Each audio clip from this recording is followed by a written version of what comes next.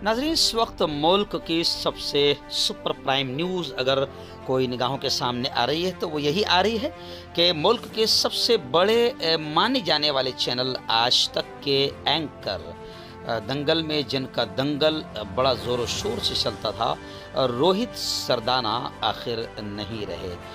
आज तक चैनल पर आपने देखा होगा कि काफ़ी सन्नाटा छाया हुआ है और लोग रो भी रहे हैं।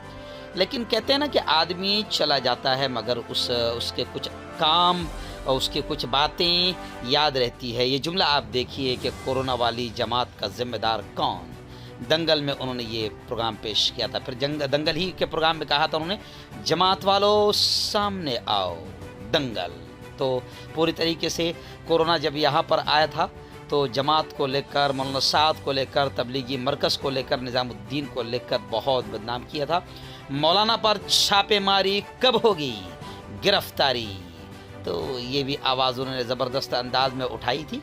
लेकिन कमाल की बात यह है कि जी हाँ, कमाल की बात यह है कि कुंभ मेले पर उन्होंने ये नहीं कहा कब होगी महंत की गिरफ्तारी, कब होगी फला संत की गिरफ्तारी। तो बहुत सारे लोग सोशल मीडिया पर आज नाराज़गी का इजहार करते हुए कह रहे हैं कि कहीं मरकज़ की नमाज पढ़ने वालों की मौलाना साद को जो सताया था, बदनाम किया था, तो वो मौलाना साद की बद्दुआएं तो कहीं रोहित सरदाना को नहीं खा गई है।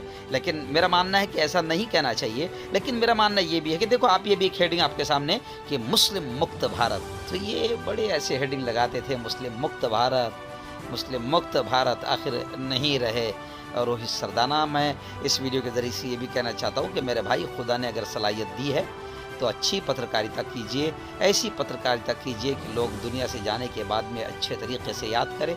इस तरीके से अगर हम पत्रकारिता करते हैं तो लोग खुश भी होते हैं, बद्दुआएं भी करते हैं। ऐसे नहीं होना चाहिए। अब देखिए ये हेडिंग देखिए, कोरोना वाली जमात का जिम्मेदार कौन, दंगल, कोरोना वाली जमात का जिम्मेदार कौन। तो ये अच्छी बातें नहीं होती है। खैर, लोग सोशल मीडिया पर अजीब अजीब कमेंट कर रहे हैं कि मौलाना साद साहब को बहुत सताया, बहुत रुलाया, बहुत बदनाम किया। और भी कई ऐसे हैं जिन्होंने बदनाम किया था, वो पूछता है भारत और मूतता है भारत, बहुत लोग ऐसे हैं।